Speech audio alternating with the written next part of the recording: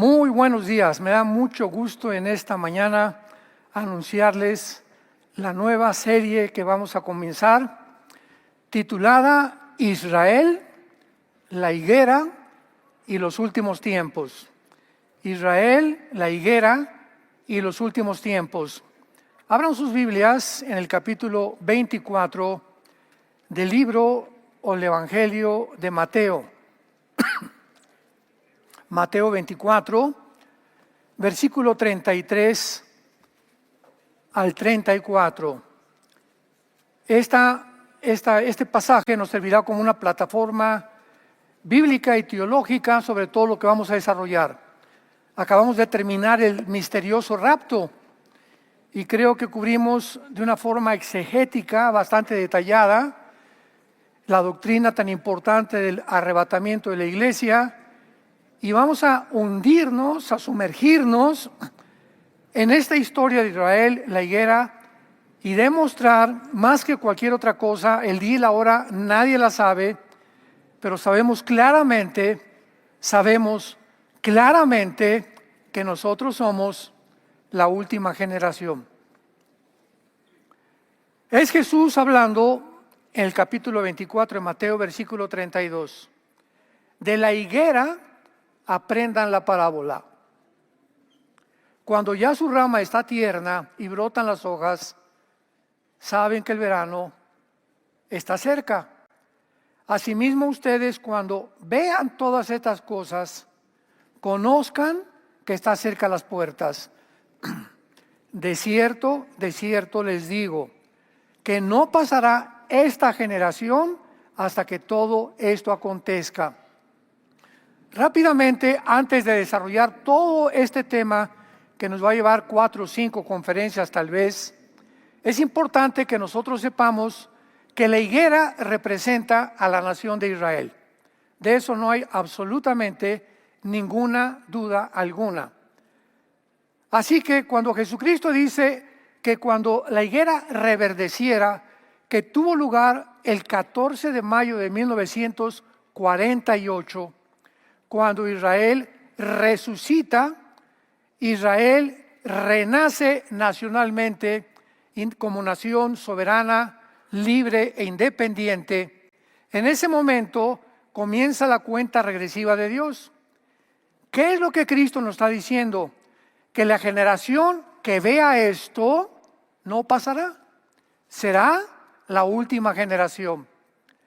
No podía ser la generación de la época en la que él estaba viviendo, porque Israel en el año 70 después de Cristo fue expulsada, exiliada a todas las naciones hasta 1948.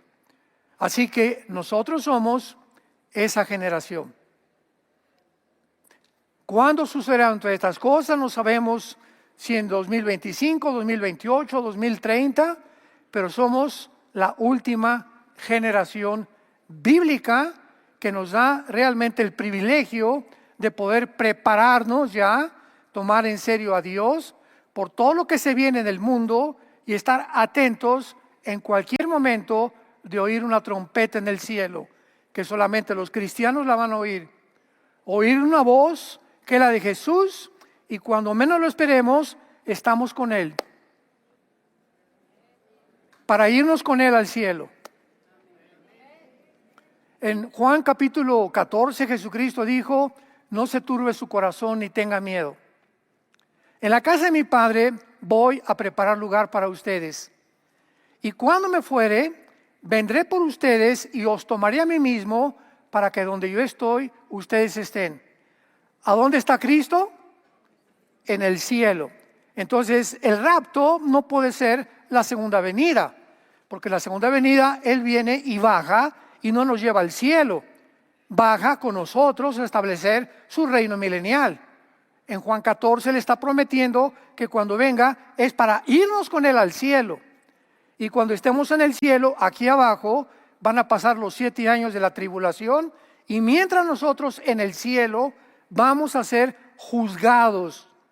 No por la salvación, porque ninguna condenación hay para el que está en Cristo Jesús. Ya estamos completamente cubiertos y garantizada nuestra salvación.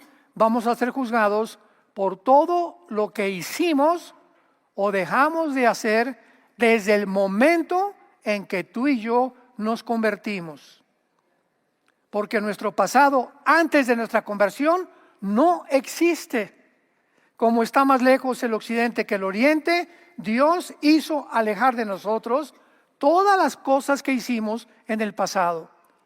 Tus asesinatos, tus robos, tus adulterios, tus abortos, tus mentiras, todo quedó en la cruz de Cristo. El que está en Cristo, nueva criatura es. Las cosas viejas pasaron, de ahí en adelante todo es hecho nuevo. Muy bien. Todo esto lo voy a desarrollar más adelante, pero quiero comenzar con el aspecto histórico, porque si no conocemos la historia, no podemos entender nada de lo que está pasando. A través de la historia, una de las más frecuentes preguntas que los cristianos han hecho es ¿cuándo y cómo regresará Cristo? Sin embargo, ha sido precisamente en el siglo XXI donde nos encontramos cuando por primera vez en toda la historia un hombre es capaz de gobernar el mundo. Hace 15 años todavía no era posible, mucho menos el siglo pasado. Por el avance impresionante de la tecnología, de la cibernética y de la genética, ahora es posible que un hombre, como la Biblia lo profetizó, llamado el anticristo, pueda tener el control del mundo mediante el control económico de un chip. Mediante una marca que será puesta en la mano derecha o aquí en el entrecejo, en la frente, y nadie va a poder vender, comprar ni tu carro, ni pagar la renta, ni comprar en el Oxxo, ni ir a desayunar. No vas a poder ni pagarle una Uber, no vas a poder hacer nada si no tienes esa marca. Un control total que es a donde se dirige el mundo desde la pandemia. La pandemia fue un ejemplo de la forma como los gobiernos totalitarios, ¿verdad? Los gobiernos autoritarios aprovecharon para ejercer sobre nosotros una coerción de nuestras libertades y derechos individuales y humanos, aprovechándose de la supuesta falsamente llamada ciencia. Tristemente, la mayoría de las iglesias cristianas no estudian las profecías bíblicas, por lo que ha habido una explosión de falsas enseñanzas proféticas. La sana doctrina ha sido reemplazada por mensajes inofensivos. O sea, ya no se quiere predicar el pecado, el infierno, la segunda venida, el arrebatamiento de la iglesia, el juicio del gran trono blanco, el juicio de los cristianos arriba en el cielo. Nada de eso, todo es ahorita sugar coated, como le llaman en inglés, cubierto con azúcar para que la gente no se vaya y siga viniendo a la iglesia. Y el evangelio bíblico ofende. ¿Por qué? Porque es la palabra como una espada que penetra a lo profundo de tu vida y te dice, tú estás viviendo mal, tú eres un pecador, eres una pecadora, necesitas arrepentirte de tu vida, cambiar de dirección y creer en la cruz lo que Dios hizo en tu lugar con la sangre de Jesucristo. Pero como amenaza a nuestra libertad personal y como a mí no quiero que me diga nada a nadie y como ya tengo yo mi religión y nadie me la va a quitar, no hay ningún problema. Pero ya fuiste expuesto a la luz y el rechazo de esa luz es la razón del juicio venidero. En este tiempo, cuando todos los eventos proféticos están siendo cumplidos literalmente en las páginas de la Biblia y en la mayor parte de los medios de comunicación, los cristianos realmente están o dormidos o están anestesiados o se acostumbraron nada más al domingo en la mañana como su vida cristiana. En Lucas 18:7, Cristo hizo una pregunta. Cuando el Hijo del Hombre venga, ¿hallará paz en el mundo? O sea, fue una pregunta capciosa, adelantándose proféticamente a saber que cuando Él venga, vendrá un mundo donde reinará la apostasía de la iglesia. Ahora, han transcurrido 2000 años desde que Jesús se fue al cielo. Y como cristianos tenemos que tener dos cosas. Vamos a poner las bases. Tenemos que tener dos cosas muy en claro. Número uno, nadie conoce el día o la hora del regreso de Jesús. Mateo 13:32. Nadie conoce el día y la hora. Esta última semana he oído 3 o 4 que mandaron a mi WhatsApp diciéndome, es que dijo que el 28 de septiembre, otra persona que el 13 de septiembre, otra señora, no, es que a mí se me apareció Jesús y me dijo en sueños que venía el 10 de octubre. Todas estas son amarillismo profético, fanfarronerías que no es posible de creerlas.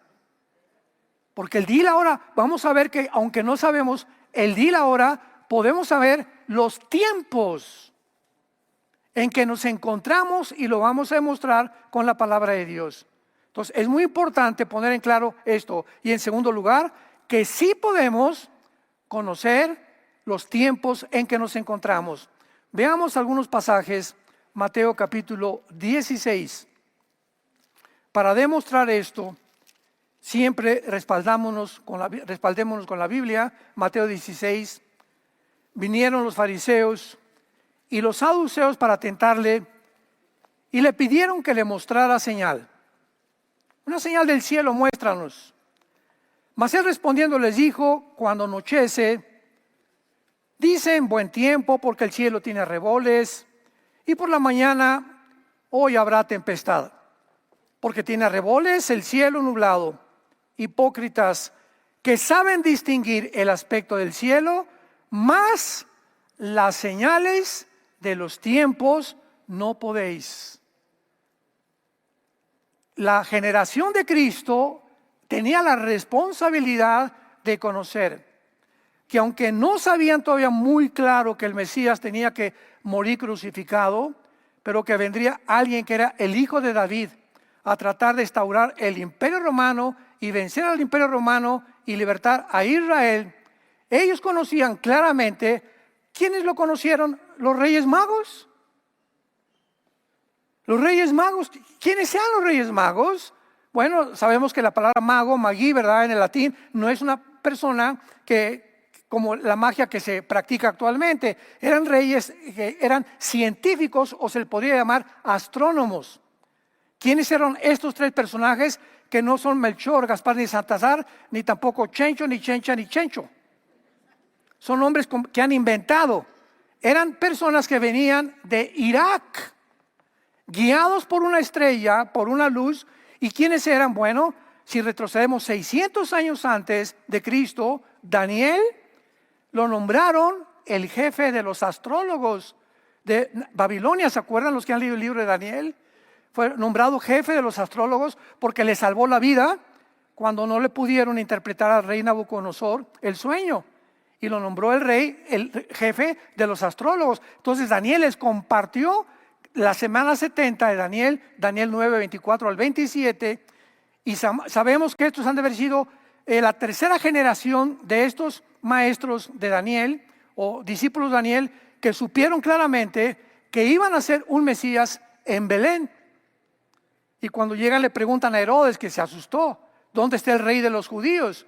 El único que sabían. Viene un rey a conquistar y a surgir el imperio completamente israelí sobre el mundo entero. Entonces Cristo se enoja con los fariseos, que ellos eran los estudiantes de la ley. ¿Cómo no saben distinguir las señales de los tiempos?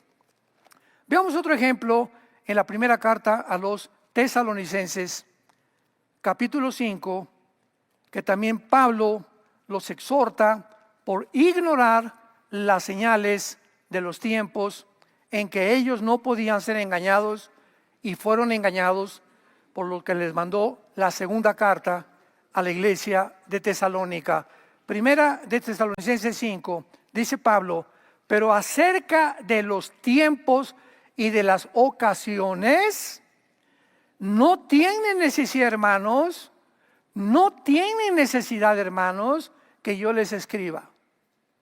O sea, ustedes ya, ¿para qué les mandé hace poco la doctrina del arrebatamiento de la iglesia. Les acabo de compartir todo lo que está viniendo en el mundo y no tiene necesidad, porque ustedes saben perfectamente bien que el día del Señor, o sea, el día del Señor es la tribulación, los 7 años de la tribulación o la semana 70 de Daniel. Ustedes saben perfectamente bien que la tribulación vendrá como ladrón en la noche, que cuando digan paz y seguridad, vendrá sobre ellos destrucción repentina. Y en la segunda carta a los tesalonicenses, les tiene que volver a escribir a estos cabezones tesalonicenses. Porque le mandaron otra carta a Pablo diciendo que ellos ya creían que había maestros, según Tesalonicenses capítulo 2, del 1 al 5, que ya estaban en el día del Señor, que ya estaban en la tribulación. Y Pablo les dice en la segunda carta, es que la tribulación no puede venir porque antes viene la apostasía y que se manifieste el anticristo. Entonces, ¿ya está el anticristo? No, pues entonces no estamos en la tribulación. ¿Ya están los sellos? ¿Ya murió una cuarta parte de la humanidad en el cuarto sello? No, pues entonces ¿por qué es que ya estamos en el cuarto sello? Hay gente que así me ha dicho, estamos en la quinta trompeta. Le dije, pero ¿de qué fumaste anoche? Increíble, increíble. Que haya tantos cristianos con una mente tan oscurecida de ignorar los tiempos y las señales que Dios quiere que tengamos. La palabra tiempos, apúntalo aquí, es la palabra cronos, que es de ahí viene la palabra cronología. No tenemos necesidad de saber qué es lo que viene primero. Primero viene el arrebatamiento de la iglesia, después viene el anticristo, se manifiesta, los 7 años de tribulación, el milenio, el reino mesiánico y finalmente la eternidad, Apocalipsis 21 y 22. Esto se llama cronológicamente descrito los eventos de la palabra de Dios y las ocasiones es la palabra kairos, ¿verdad? Que es tiempos específicos o tiempos determinados cuando sucede tu cumpleaños, el día de la independencia, el día de la Navidad es el 24, el 7 de junio son kairos, pero el calendario de todo el año se llama cronos, lo que es cronológico. Ahora también alguien ha dicho, vayamos rápidamente al libro de los Hechos, capítulo 1, Hechos 1. Todo esto lo tenemos que ver, como les dije anticipadamente, con detalles. Tengo una carga, como ustedes no se imaginan, por esta serie, porque es importantísimo ya profundizar la Biblia. Hechos 1, versículo 6. Aquí están ya los discípulos con Jesucristo resucitado, antes de que Él ascendiera al cielo. Noten ustedes que los discípulos tenían dudas, todavía muchas dudas, pero la más importante de ellas era que Abraham, Isaac, Jacob y los profetas han profetizado en todo el Antiguo Testamento que venía un reino para Israel, que Dios no había acabado con Israel, que Dios va a levantar otra vez a la nación de Israel. Entonces ven que Cristo muere y que se va y le hacen la pregunta, versículo 6. Entonces los que se habían reunido le preguntaron diciendo, Señor, ¿restaurarás el reino a Israel en este tiempo? O sea, ¿ya te vas? ¿Y qué de las promesas que nos hicieron Abraham, Isaac, Jacob y los profetas? ¿Dónde está ese reino? Creíamos que tú eras y ahora resucitado, ¿no vas a establecer tu reino?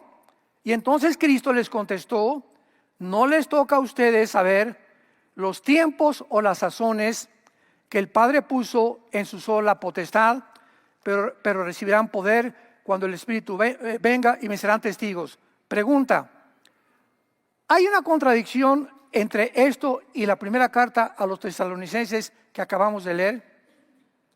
Aquí les dice Cristo, a ustedes no les toca saber los tiempos y las sazones, y Pablo llega y les dice a los tesalonicenses, ustedes ya no tienen necesidad de saber por qué, porque cuando esta pregunta le hicieron a Jesucristo era antes de la venida del Espíritu Santo.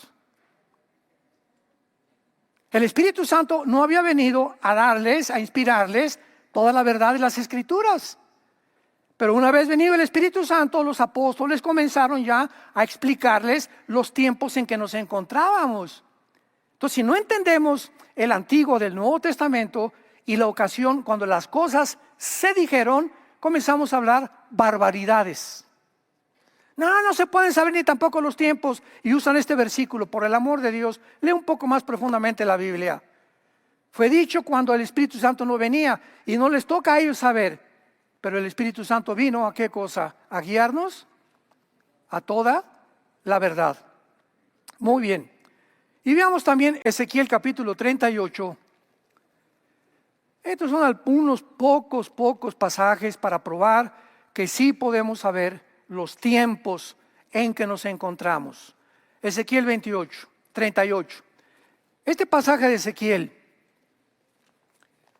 es la profecía más detallada que hay en la Biblia, en el Antiguo Testamento. Porque se profetiza, damas y caballeros, santos de Dios, las naciones que existieron en el pasado o en el Antiguo Testamento, que tenían otros nombres, algunas de ellas, y que estas naciones que no existían, muchas de ellas, se iban a formar una confederación política, una alianza militar y política para venirse en los tiempos finales, y lo vamos a ver, iba a ser después que regresara Israel. Esto fue escrito hace 2700 años. Entonces vemos nosotros que no se podía cumplir. Y esto tiene que cumplirse desde el momento que Israel se regresó a su tierra. Porque si Israel no hubiera regresado, esto no se podía cumplir. Número uno. Número dos. Si estas naciones que ahorita ya existen y que han formado ya esta alianza, nos damos cuenta que esta guerra, que es el Armagedón, Ezequiel 38 y 39 describen la tercera guerra mundial y las naciones que estarán involucradas para exterminar a Israel finalmente. Y al terminar el capítulo 39 nos muestra de qué forma en ese tiempo Dios restaurará a Israel, los judíos se convertirán y jamás volverá a haber otra rebelión en contra de Dios. Pero veamos rápidamente, por ejemplo, en el versículo 5, la palabra Persia. En 1935 se cambió el nombre de Persia a Irán, a la República de Irán, cuando los ayatolas echaron fuera de Irán a la familia de los Shah, el Shah de Irán. Muy bien, entonces este nombre de Persia, cuando lo veas en el Antiguo Testamento, corresponde a la nación de Irán. En 1979 se le volvió a cambiar el nombre a la República Islámica de Irán, donde estos dos ayatolas que ahorita rigen a Irán, Ramallah, que es el jefe del grupo terrorista de Hezbollah, son los terroristas, y la nación que sostiene a Hamas, a Hezbollah, a ISIS, a Al-Qaeda, a los talibanes y a los hutis de Yemen. Irán actualmente, ahorita, en el mes de septiembre del 2024 del siglo XXI, es la nación más grande terrorista del mundo y la que sostiene a todos los grupos terroristas con solo un propósito: exterminar a la nación de Israel. Qué interesante que Irán va a formar parte del ejército del anticristo, de los que se van a venir en contra de Israel. Luego tenemos a Cush y a Phut. Todo esto ya lo vimos en algunas otras series, pero es un repaso muy breve. Cush y Phut. ¿Cómo sabemos quiénes son Cush y Phut? Versículo 5, porque en Génesis 10, versículo 2 y 3, búsquenlo en el YouTube. Tengo toda la serie sobre la guerra del 38-39 de Ezequiel, explicado con muchos detalles. En Génesis 10, versículo 2 y 3, fueron hijos de Cam. ¿Quién es Cam? Sem, Cam y Jafet fueron los tres hijos de Noé, de donde tú y yo descendemos, no de Toluca. ni tampoco de Atlacomulco vienes. Todos absolutamente nosotros descendemos de 3 hijos de Noé. Los jafetitas formaron todo lo que es el mundo anglosajón europeo. Toda la gente güera, de ojos claros, blancos, son anglosajones descendientes de Jafet. Todos los semitas, los de Sem, son todos los árabes y los judíos también, y forman parte casi de todo el, pues se llama Medio Oriente, porque son judíos y árabes. No hay cosa, ni ha existido jamás nada como palestinos. Los palestinos son árabes que se adjudicaron un nombre nuevo que no existe. Existía la Palestina, que fue un emperador romano, Adriano, que le cambió el nombre a Israel, porque querían borrarle el nombre de Israel y le pusieron la Palestina. Pero en la guerra de 1967, cuando llegan los judíos y sacan a 5 naciones árabes, le cambiaron el nombre, y la Franja de Gaza, que pertenecía a Egipto, Cisjordania, que pertenecía a Jordania, y el norte de las colinas de Golán, que estaba Siria, fueron completamente desubicados. Israel tomó posesión a través de la guerra de algo que les habían quitado anteriormente. Y los árabes, que cuando llegaron los judíos en el 48 se encontraban ahí en la tierra, eran árabes. Y cuando se les propuso el programa inglés de la partición del Medio Oriente para que se repartieran aquí los árabes y aquí los judíos, ellos lo rechazaron, lo hicieron a un lado. Y entonces se fueron a la Franja de Gaza, que estaba controlada por Egipto, no por Israel, y comenzaron a cambiarse el nombre de palestinos.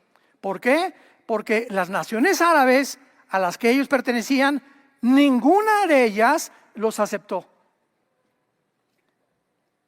Y no le convenía a la Liga Árabe de aquellos tiempos de que sacaran un grupo de árabes de Israel, porque siempre ha sido el propósito de la hermandad musulmana, que fue fundada por Al-Anamán y por Husseini, y después por Yasser Arafat, que fue discípulo de Husseini, y que se unieron con los nazis, se unieron para destruir a Israel. Se suicida Hitler, y todavía en los 50 continúan con el proyecto de exterminar a Israel. Todo esto es importantísimo para que nosotros podamos entender las profecías bíblicas. Ahora bien, lo que hace el regreso de Israel a su tierra, un evento único y milagroso, es que el renacimiento de Israel en 1948 se ha ocultado del mundo bíblicamente, porque si no tienes la Biblia, bueno, pues Hitler, ¿verdad? En los campos de concentración, 6 millones de judíos murieron, etcétera, etcétera. Pero ¿cómo es posible que este pueblo de casi 2000 años de exiliados hayan regresado en un día a formar una nación, rodeados de enemigos, de más de 25, 30 millones de enemigos que han querido siempre exterminarlos? Veamos esta profecía en Isaías capítulo 66, tan clara, que hace 2600 años, 2700 años, la Biblia escribió. Isaías 66, versículo 8. Comienza con una interrogante y dice: ¿quién oyó cosa semejante? O sea, ¿quién ha oído algo parecido a lo que vamos a ver? ¿Quién ha visto tal cosa? ¿Concebirá la tierra en un día? ¿Nacerá una nación de una vez? Pero en cuanto Sión estuvo de parto, dio a luz a sus hijos. Un milagro se define cuando se desafían las habilidades o la natural comprensión del ser humano. Lo que hace el nacimiento de Israel, el renacimiento nacional de Israel, milagroso, es que ninguna otra nación en la historia ha regresado después de haber sido exiliada por más de una generación, por más de 70, 80, 90 años de edad. Israel fue exiliada casi 2000 años. Y regresaron con la misma cultura, el mismo idioma, las mismas tradiciones y la misma religión, y el mismo nombre de Israel, el mismo nombre de Hashem, el mismo nombre de Yeshua HaMashiach, el mismo nombre en el hebreo que todos habían enseñado desde miles de años antes por los profetas. Nadie en la historia ha podido igualar este milagro. Muy bien, ¿por qué lo hizo Dios? Por la siguiente razón. Llegan los judíos en el 48 milagrosamente. Milagrosamente, vamos a ver más adelante las etapas que tuvieron que atravesar para que pudiera lograrse que Israel estuviera en su tierra. No nos imaginamos, fueron 2 guerras mundiales casi y la caída del antiguo imperio otomano para que pudiera Israel llegar a Israel. Entonces, esto es milagroso. Aparte de esto, 1948, 14 de mayo, David Ben Gurión, primer ministro de Israel, es nombrado. A las 10 horas después que Ben Gurión declara la independencia de Israel, se les vienen encima los árabes. Vamos a tomar en cuenta y a recordar que los judíos venían del holocausto. Los judíos no tenían armas en aquel tiempo. Cada vez estaban comenzando, imaginémonos nada más, no tenían reglas, no tenían una política, no tenían una constitución todavía.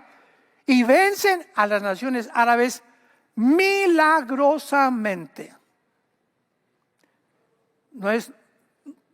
Todavía hay más.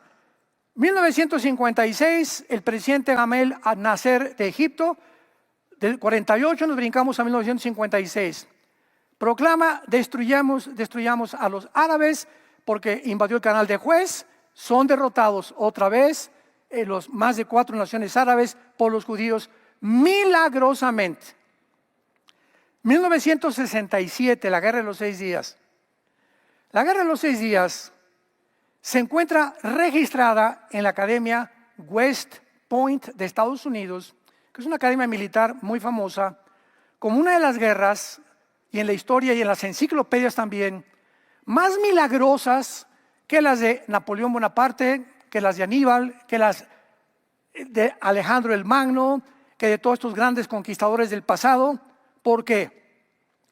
Porque el 1 de junio de 1967, otra vez el presidente de Egipto, Nasser, le habla a Irak, a Siria y a Jordania para que se junten bajo esta bandera que levantaron. Exterminemos a los judíos. Exterminemos el Estado de Israel. A los 3 días, los judíos ya estaban reconquistando la ciudad de Jerusalén. Entró el general Moshe Dayan a Jerusalén, entraron al Muro de los Lamentos, ahí oraron y lloraron y le dieron gracias a Dios. Señor, esto es un milagro. Otra vez Jerusalén en nuestras manos, porque sin Jerusalén no hay probabilidades de que sea Israel, porque es la ciudad santa, el terreno sagrado. Igualmente para los musulmanes es sagrado porque ahí tienen la mezquita de Omar todavía, la cúpula de la roca. Y entonces los judíos habían conquistado las colinas del Golán, la franja de Gaza que estaba en Egipto y Cisjordania, y se retiraron de la península del Sinaí. Ya estaban en la península del Sinaí y las Naciones Unidas en ese tiempo le dijeron: sálganse de ahí porque entonces se hace una guerra mundial, porque ya esto es demasiado. Entonces los judíos accedieron, salieron del Sinaí, pero se quedaron con las colinas del Golán, se quedaron con el banco occidental, que es la ciudad de Jericó o la Cisjordania, y se quedaron con toda la franja de Gaza, donde estaba Egipto, permitiéndoles a los árabes que estaban en Israel que vivieran en Gaza, porque ninguna otra nación les había dado hospedaje ni asilo tampoco. 1973, otra guerra se viene contra ellos en Yom Kippur, que es el día más sagrado para los judíos, entre septiembre y octubre de nuestro calendario. Vuelven los judíos, vean, 48, 56, 67 y 73, 4 guerras en las que Israel milagrosamente, así como fue fundada, sobrevivió. Y desde 1973 hasta nuestros días, estamos en septiembre del 2024, se cansaron, las naciones árabes se cansaron de hacerle guerra a Israel. Entonces Yasser Arafat, que en las 40-50 fue discípulo de un hombre llamado Husseini, junto con Al-Laman, que fundó la hermandad musulmana en Egipto, comenzaron a ser entrenados para que en Gaza se formara un equipo militar y pudieran a través de un ejército derrotar a Israel.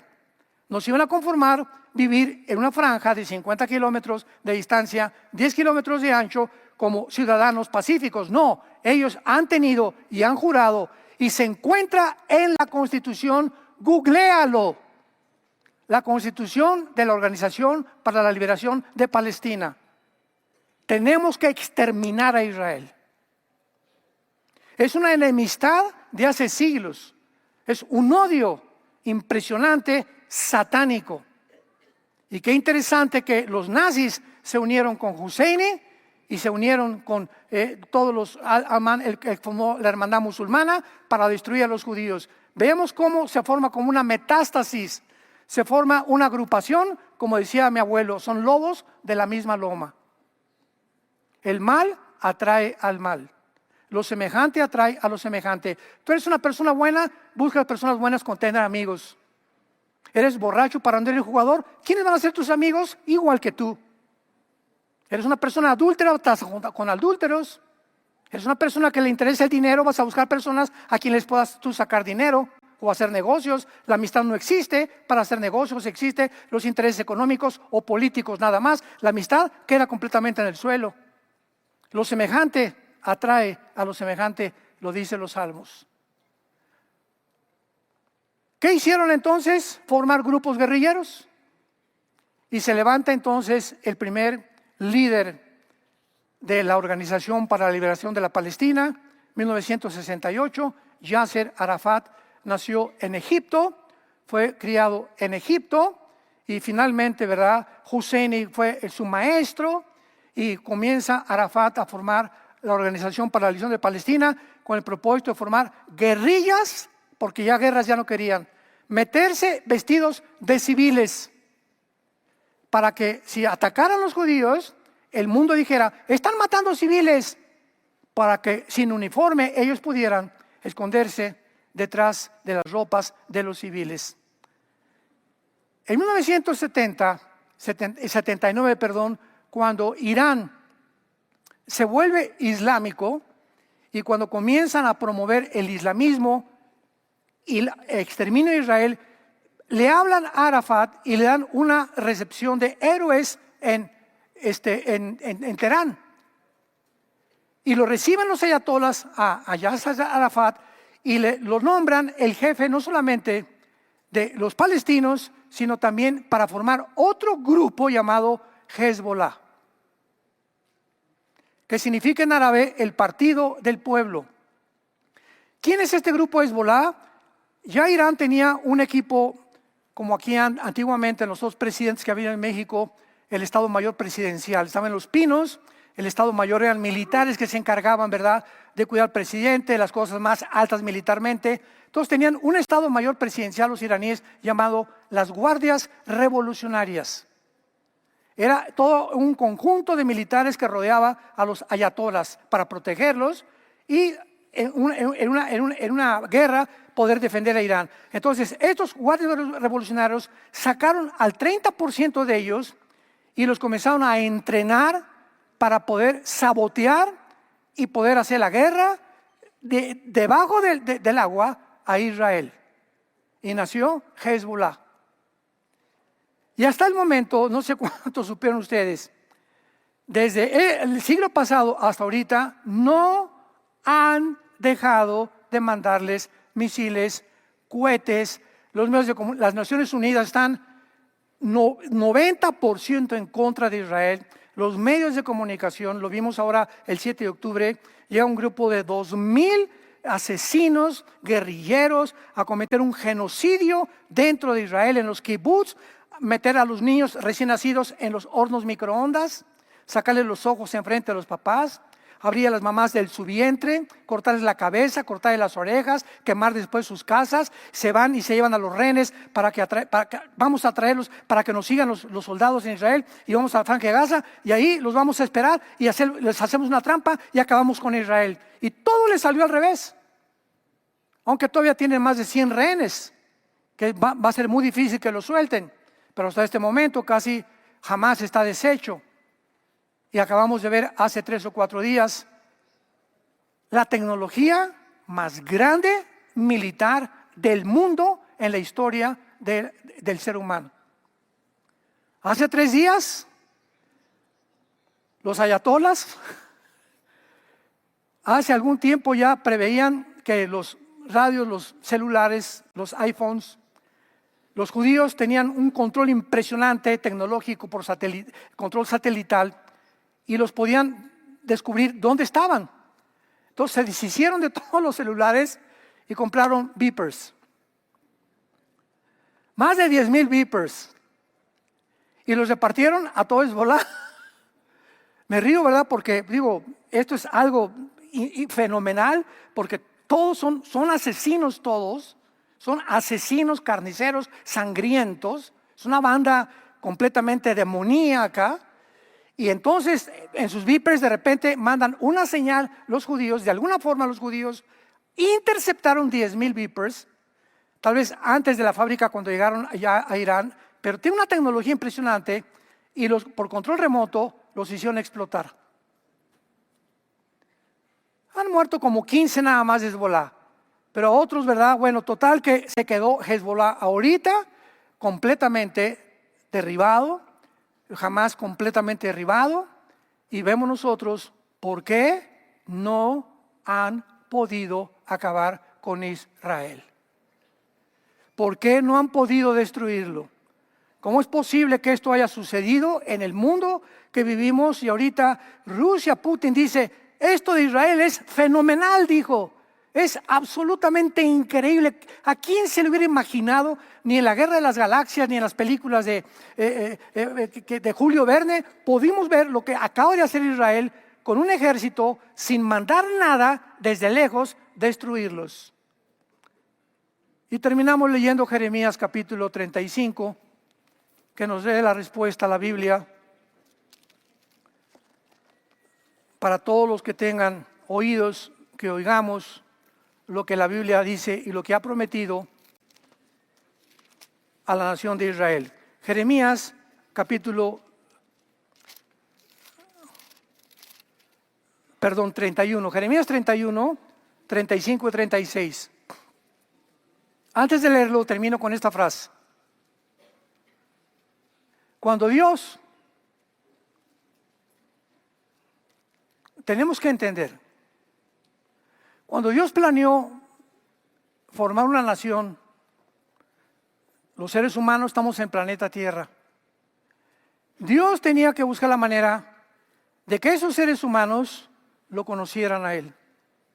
Si es que hay un creador, si es que no somos de la nada ni venimos de los animales. Entonces Dios escoge a un hombre llamado Abraham para formar esta nación. Y para que a través de esta nación diera a conocer al mundo entero que Dios es uno, que se llama Yo soy el que soy, Jehová. Y que a través de esta nación Dios manifestara sus propósitos, sus códigos morales y sus valores a través de esta nación. Por eso Dios los escogió. Imaginémonos a Satanás. En cuanto Satanás vio que los judíos eran la nación que dio a conocer al mundo los mandamientos de Dios, los valores morales, qué es bueno, qué es malo, ellos se vino contra ellos, y hasta ahorita no ha terminado de poder exterminarlos. Esto nos hace y nos da la comprensión de por qué los judíos han sido el grupo étnico más calumniado, más perseguido, más asesinado en la Inquisición, en los hornos de Hitler, a través de los tiempos, de todas las naciones los han expulsado. ¿Por qué ellos? ¿Por qué tienen que ser ellos? Y ahora nosotros los cristianos, como en la inauguración de los Juegos Olímpicos. ¿Por qué tenían que burlarse de la última cena de Cristo? ¿Por qué tenían que burlarse del Apocalipsis, aunque ellos no lo sabían? ¿Por qué el ataque ahora es a los judíos y a los cristianos? Porque somos injertados en el mismo olivo, Romanos 11. Por eso, si hay alguien ahorita en el mundo que defiende a Israel, debemos ser los cristianos. No a los judíos ortodoxos que se visten de negro, que nos odian con odio jarocho. Porque son los fariseos del siglo XX. Cuando hablamos de Israel tenemos que definir quién es Israel actualmente. Pero ¿por qué ha pasado esto? Escuchémoslo. Jeremías 31, 35. Así ha dicho Jehová. Que da el sol para la luz del día, las leyes de la luna y de las estrellas, para la luz de la noche, que parte el mar y brama sus ondas, Jehová de los ejércitos es su nombre. Si faltaren estas leyes delante de mí, dice Jehová, también la descendencia de Israel faltará para no ser nación delante de mí eternamente. ¡Wow! Sigamos. Así ha dicho Jehová. Si los cielos arriba se pueden medir y explorar abajo los fundamentos de la tierra, también yo desecharé toda la descendencia de Israel por todo lo que hicieron, dice Jehová. Dios pone testigos y dice, el día que falten las leyes cósmicas, el día que alguien pueda llegar al fondo de la tierra, o que pueda encontrar y descubrir el espacio, ese día yo desecho a Israel. Por eso Israel es indestructible. Ahora, ¿cuál es el ejemplo para todos nosotros? Que Dios es fiel al que llama.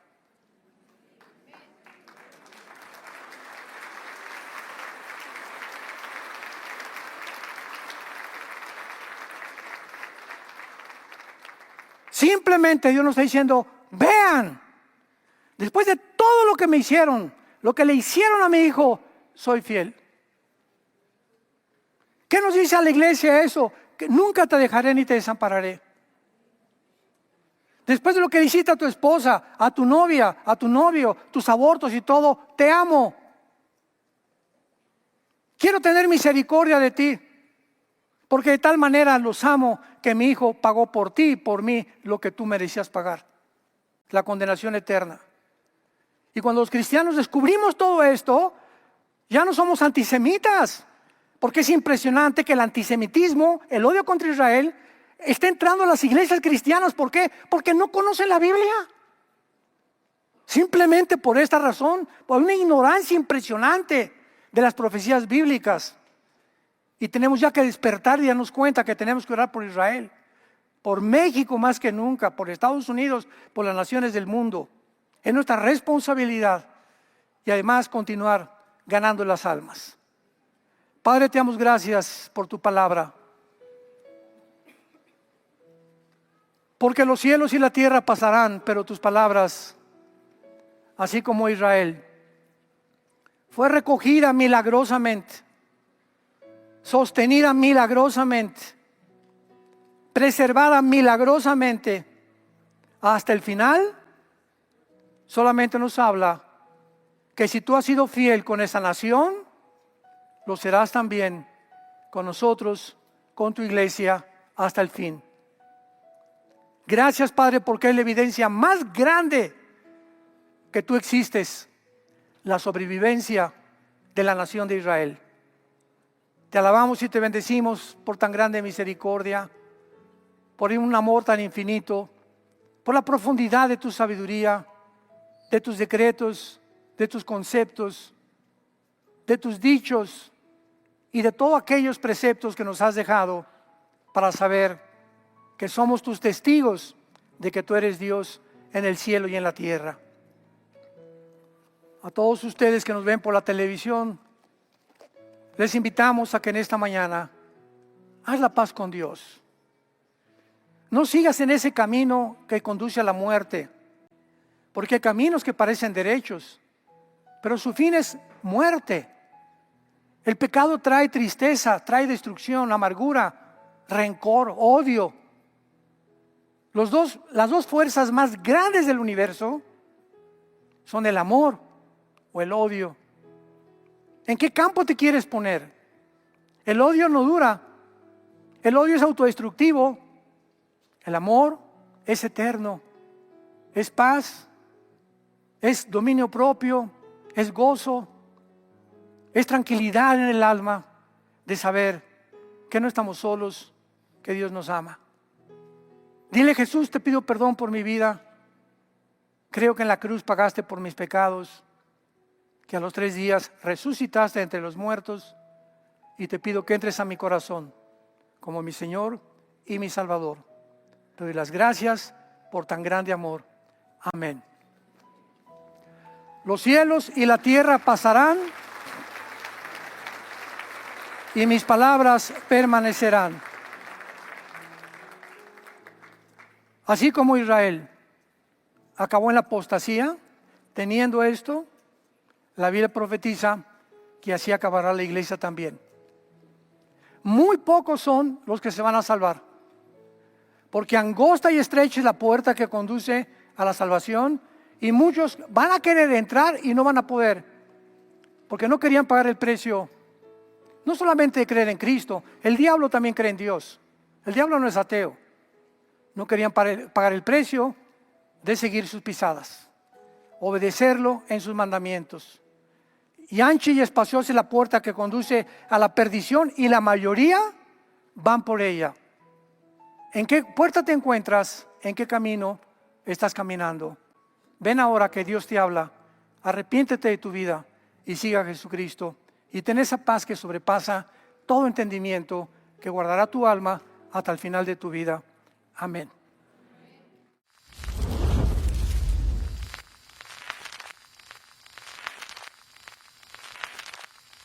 Hola, ¿qué tal? Me da mucho gusto saludarles, y quisiera simplemente comunicarles que gracias a todos ustedes a través de todas las naciones del mundo que aman la palabra de Dios y que realmente están interesados en que nosotros, como organización Vida Nueva para el Mundo y Armando Alducin Ministries, continuemos predicando el Evangelio de la gracia de Jesucristo, y que podamos nosotros continuar haciéndolo gracias a sus donaciones.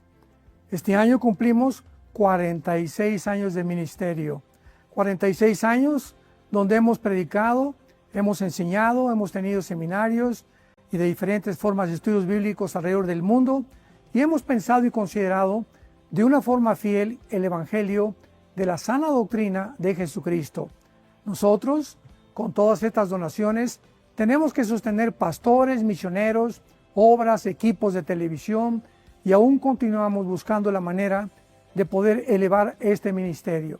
Hasta este momento quiero que ustedes estén enterados que no tenemos una sola propiedad como organización, y así hemos trabajado durante 46 años porque le damos la importancia a la evangelización, a las misiones y también a los hombres de Dios para levantar más pastores. Le damos las gracias, y que pueda Dios con su gracia tocar sus corazones, y que puedan ustedes invertir en un terreno donde es fructífero, porque creemos que ha producido bastante buen fruto para la gloria de Dios. Gracias, muchas gracias por sus aportaciones y por las donaciones que sabemos ustedes continuarán haciendo para que podamos continuar siendo fieles en la predicación del Evangelio de la gracia de Dios. Que Dios les bendiga.